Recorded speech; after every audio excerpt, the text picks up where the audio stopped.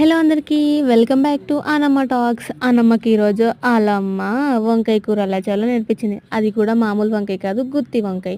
ఇంకేముంది, నాతో పాటు మీరు కూడా చూసేయండి.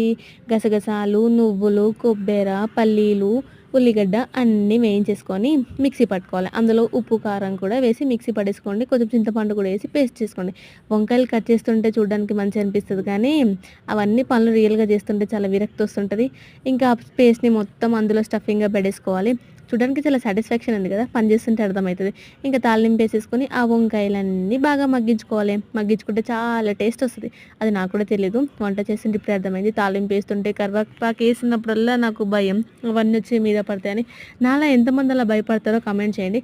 ఇంకేముంది, ఆ పేస్ట్ వేసేసుకొని అందులో కొన్ని వాటర్ పోసేసుకొని బాగా మసలు పెట్టుకోవాలి.